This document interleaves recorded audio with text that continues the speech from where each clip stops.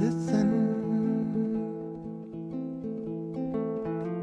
you're more than just bone and skin. Listen. There can be something inside you that just doesn't move, and it's not the true thing. It's a thing which should move, but it doesn't move. And it can be dressed up and given, much more beautiful names. A concrete brick, a stone. The song they sing is, heaven is my home. Heaven. Heaven is my home. Heaven.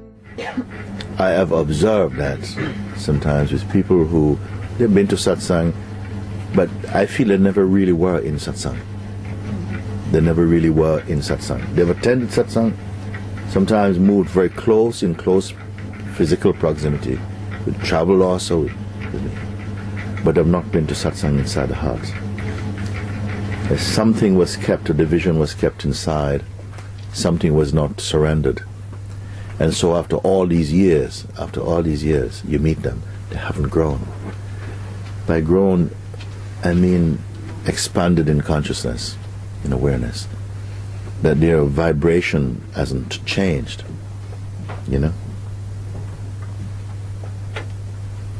And this is, I can say things like it's a bit of a sad thing. It is on some level a bit of a sadness, I think.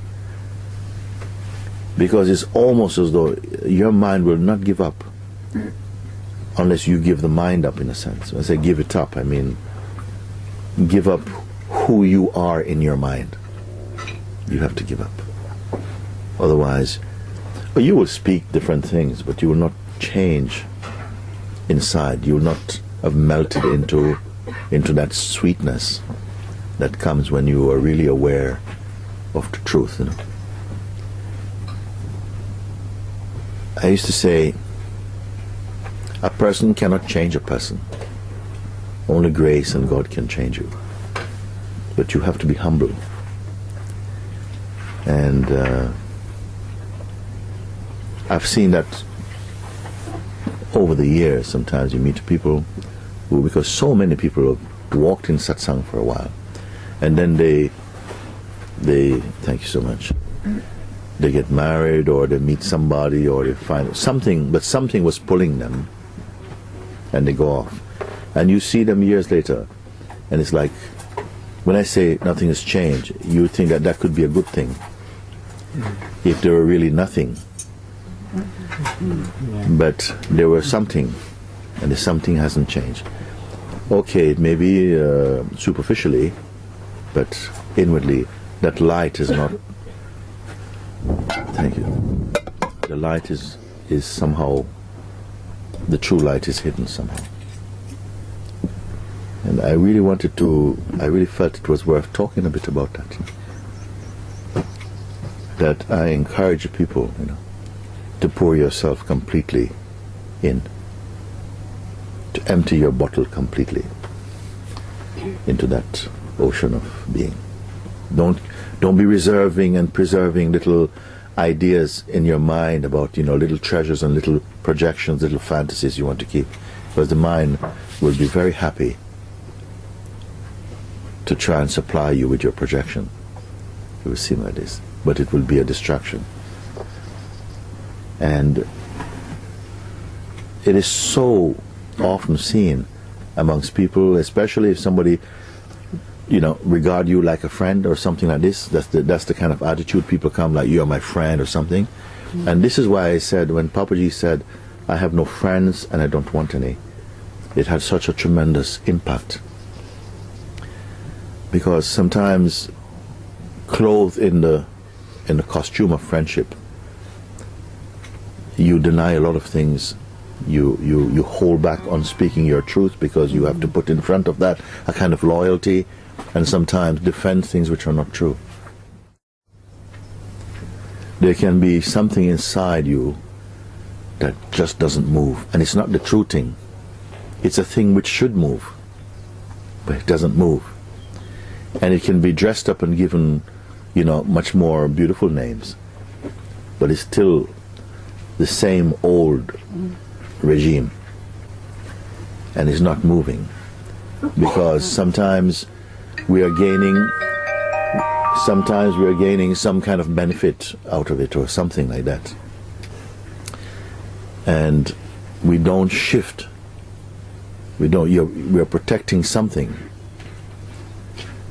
and that can keep you being stale for lifetimes if you don't catch it. For a lifetime it can keep you stale. There's some people who are really, really averse to change and don't want.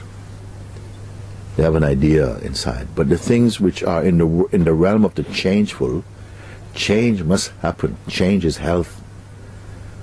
And if you get stuck into any sort of like vasana, any sort of identity, and you don't identify it, you see, you end up with this kind of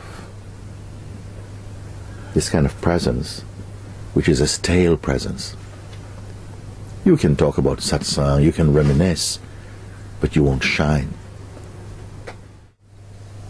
So, if you meet people like this, it's best you don't keep company with them. You won't keep company with them. They'll spend a lot of time. They will even be in places which are called spiritual sites and so on. But they have no shine. They have no radiance. Their light is not there. Their mind becomes a bit like cancerous. They have not assimilated what is being pointed. They make truth seem very difficult, when in fact we are truth. This is why, it has been said, out of so many millions of people, a rare one is seeking truth. And amongst those who are seeking truth, a rare one is finding it as it really is. And something inside me just keeps saying, no. It's here. You are this. Wake up to this.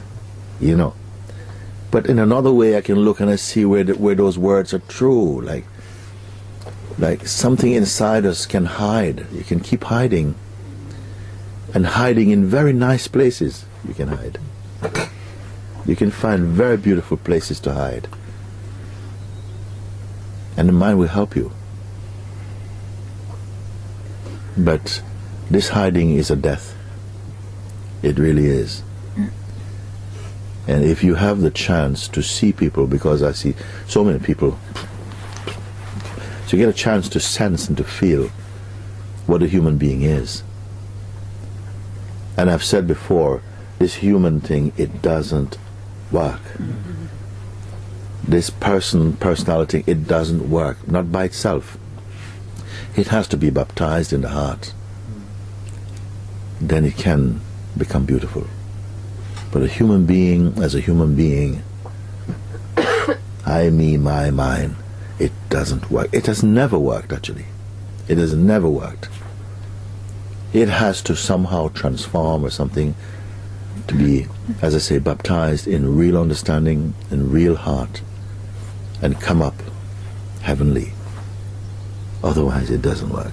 And I see time and time and time again that the people, I don't know what is so alluring in the world particularly, because everything is fool's gold until you realize what is true.